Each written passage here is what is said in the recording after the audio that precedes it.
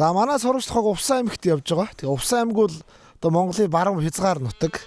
Тэгээ энэ одоо хязгаар нутгийг эзэнтэй ойлгож байгаа хүмүүс бол малчид байна. За гэхдээ сүүлийн жилүүдэд энэ залуу малчид эрс сөөрж байгаа. За малчин залуучууд ер нь малдаа гарахгүй одоо хот суурин бараад аймгийн төв хот ингээ явдаг, ажил хөдөлмөр эрхлэе гэж явдаг.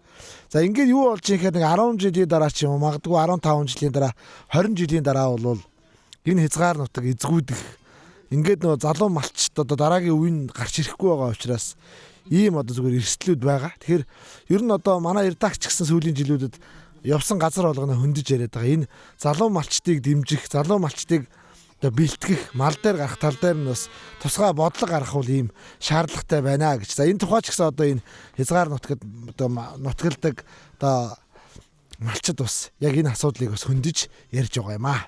Би ч гэсэн одоо тэсэс бас ингээл залуу малчин баг 25 6 дахь ирлээ дээ. Бас ингээл над чиг л бас нутг юу хайгаал залуу малчд ингээд юунаас болж нэгвэл малын эд түүхэд эднээс шалтгаалаад ингэж байгаа юм болов уу гэж бодож байна. Тий. Ер нь яавал одоо малчд залуучууд ингээ малаа малж амьдрахаар байна. Ямар бол дэмжлэг болцоонууд. Малыг бол одоо залуучууд ер нь одоо залуучуудад ер нь сэлэр байгаа ер нь малын түүхэд гэдэг юмнаас болоод байгаа юм яагаад байгаа юм. Тэрнээс бол залуучууд ер нь мал талд их анхаарал их сул өртсөн байна. Ер нь аймаг сүүлийн үед болохоор одоо энэ адуучин яалын залуучууд одоо түүгээр залуучууд ер нь их көдөө мал талд адуун талдаа нэг жоохон анхаарал одоо адууны хурд надуул сонирхож ороо хурданд ороод сонирхохоор л адуу залуучуудад ер нь көдөө талд нь адуун талдаа л юу тогтож байна. Тогтож эхэлж байна. Өөр юм байдаг. Өөр юм.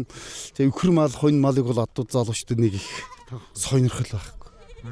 Ягаад гэвэл тэр одоо ноосны улруулсан энэ ханшаас нь болж байгаа юм махшил тэгээд ас ширээс бол тэгэл юу аахгүй учраас тэгэл тэгж байгаа болов уу гэж бодчих шүү дээ. Тий. Та тэгээ юу яавал малчд залуучууд мал дээр гарах уу юм? Ийм за залуучууд одоо яг адуун талдаан тайд эргэлзээд гарч байна. Дараа чин юугаар бол тэгэл за яг хоо залуучд хойны ямаа авъя, хураг ишг авъя гэсэн залуучд көдөө мал дээр бас хаяаны ганц хоёр гарч ирж илээ нэлэр көдөө энэ аймаг сумаас ч гэсэн гарч ирж байна. Тэгэл тиймэрхүү сонирхолтой залуучд бол нэг хойн мал, адуун мал, тиймэрхүү юун дараа л гарч ирэх байх л та юм. Одоо та бол хэдэн хүүхдээ малчин болгосон юм?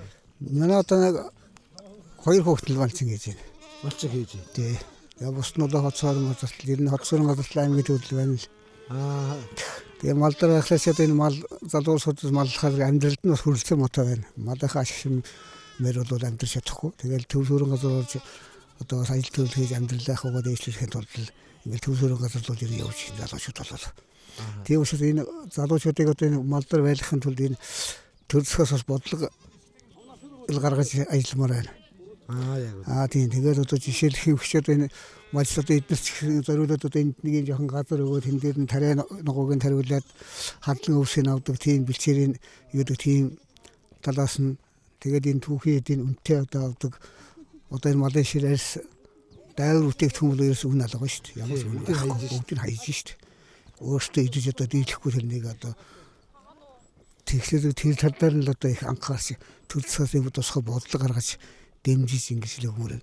Тэгээд залууд энэ мал дээр гарч байгаа залуучууд бол одоо тийм дэмжээр одоо ямар ч юм гэдэг гэр оронтой хүний гэр орон барьж өгдөг юм уу? Одоо мал ингэж одоо хямдарсан үнэртгээр малтай уулзлаас нь одоо мал тасалж өгдөг юм уу?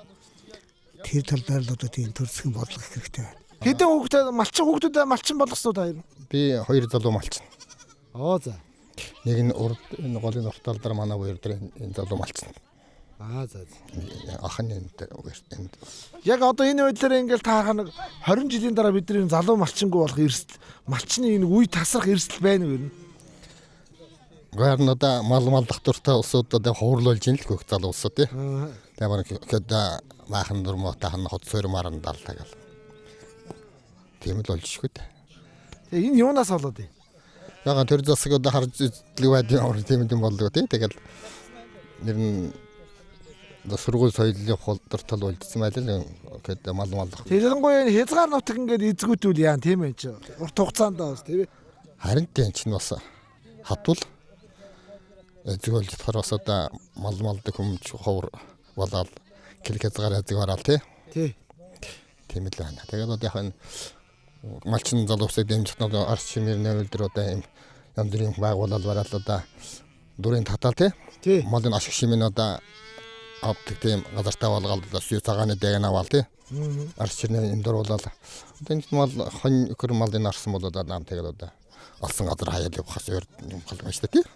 Одоо бол бүгд ер нь л малын одоо ялангуяа хоньны нэхий үхрийн адууны арь ширийг шууд хайж ий тий. Хайж одоо нам тэгээд одоо алсан газар хаяал. Ер нь сүүлийн хэдэн жил хайж байна манайх. Ер нь сүүлийн 10 жил баг үн хүрсэн юм уу ер нь? Энэ хүрээгүй. 2000 2-3 оноо идэл энтэй байсан шүү дээ тий. Тэгээ одоо 20 жил болж байна тий. Тасар тий. Энэ болоо тий. Тий.